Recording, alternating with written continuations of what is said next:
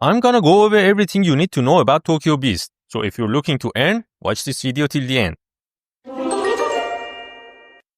Hello gamers, Cryptokoosha here. In this video, I'm gonna share everything I have learned about Tokyo Beast so far, so we can continue playing this game with more clarity, especially while there are still prizes to be won. And if you stick around till the end, I will wrap things up with some other Web3 games and events I've got my eyes on. So let's jump right into it. First, some general things. The game is available for both mobile and PC. Everything related to blockchain is happening on the immutable network, which is a good thing. Your wallet is tied to your email, claiming tokens doesn't need gas fees, and everything is very quick and seamless. So good job, immutable. Now, as for earning, the game outlines 3 ways to earn, not counting NFT minting and sales. The first way is through championship mode. This is going to be very competitive and difficult to reach, but the prizes are expected to be juicy. For now, we don't know the exact prize amount, aside from some badges that the winners get. To get into the championship, you need to rank in the top 20 of the arena mode within the 5-day qualifying period. And then the last 2 days of the week are for the championship battle. It's super difficult to qualify. Honestly, if you're making it into the championship, you probably don't need my video. You already know what you're doing. The second way to earn is through betting. But this isn't the kind of traditional betting you might think of, at least not yet. For all of us who don't make it into the championship, there's a chance to bet on the final winner, as long as you have obtained the championship chip, or CP. If you have been doing your daily missions, you should have already gotten one. There's another way to get CPs through the plan system, but that's a story for another time. Now, betting starts on day 7, and you will get to see each contestant's beast lineup, so you can better predict who might win. Of course, that's assuming you understand what's going on in the battles. And there are 2 ways to place bets. The simpler one with less reward, where you just pick a single winner out of the 20 finalists. Or the hit 5 style, where you pick the winning player and guess how many beasts they will have remaining. It's harder to get right, but offers bigger prizes. For now, I don't think we need to wager any TGT tokens or real money. It's all done using the chips that we get for free. And it says that for the normal bet, you just need 1 chip, but for the hit 5, you need at least 9 chips. And as of now, we don't know the actual price for betting. But hey, if we did, maybe we could team up with friends, place chips across all 20 players, and split the price together. Wink wink. The third method to earn is from lotteries. Yes, plural. There are 3 lotteries in the game. One is a daily lottery, and you get a ticket for that by completing your daily mission of consuming 20 stamina points. And there are 2 ways to do that. The first way is through matchup mode. For every beast with stamina that wins, you consume 1 stamina point. So, if you have got a party of 4 beasts and each of them still has stamina, you will get 4 points per win. Do that 5 times and boom, you've got your daily lottery. But remember, once your beast uses a stamina point, they don't regenerate over time. The only way to get the stamina back is by opening beast gachas and getting a duplicate of the same beast. The second way is by winning 20 arena matches in a day. You get 10 arena energy points and each win consumes 1 energy, which also counts as 1 stamina. But since you generate 1 arena energy every 30 minutes, it's pretty easy to get 20 wins in a day if you're active and unlock that lottery ticket. You can also buy arena energy using jewels. Now, this is where strategy really starts to matter, especially for the weekly lotteries. Let me explain. Both matchup mode and arena mode have their own ranking system that grant lottery tickets based on how high you rank, and they work kinda similarly. The more points you score, the higher you rank. In matchup, each consumed stamina equals 1 score.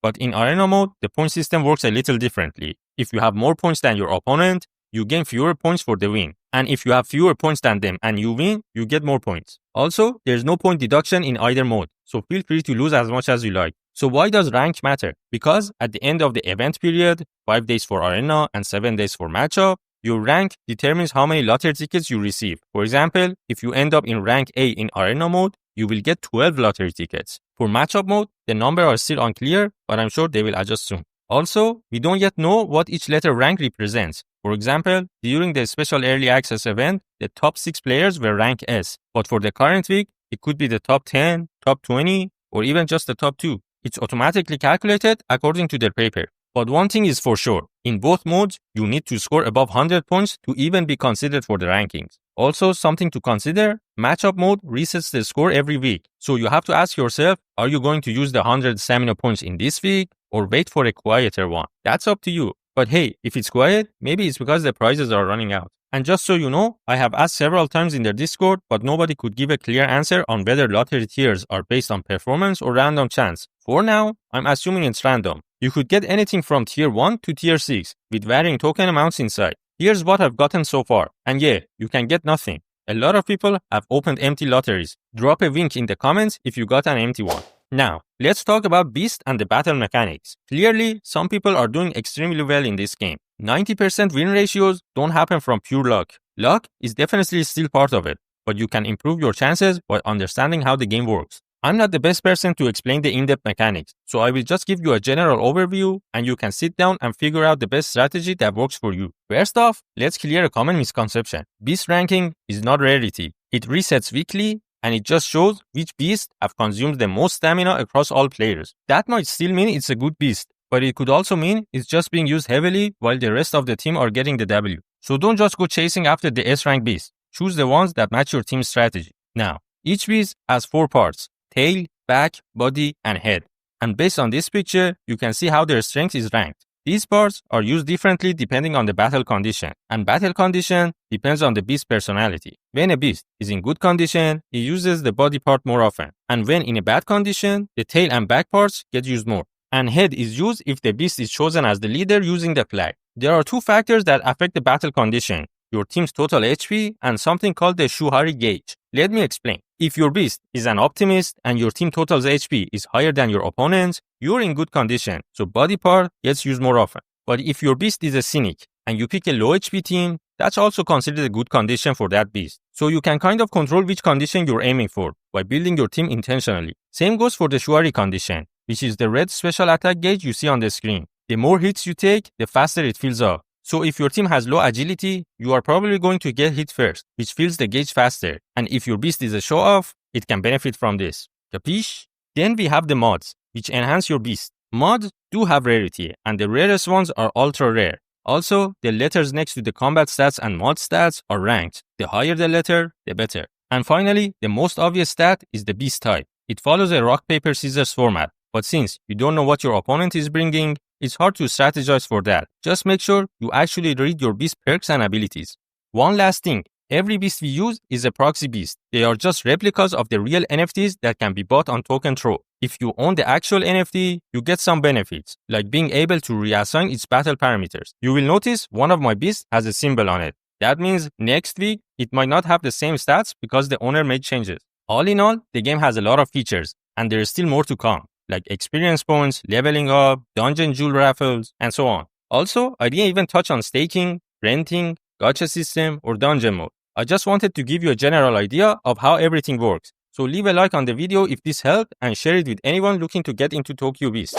To wrap this video, let me go over a few other games and events you should keep an eye on. First, it's Steam Next Fest until 16th. A bunch of games have launched a demo or beta that you can try, like Bornless, Sparkball, and Riftstorm.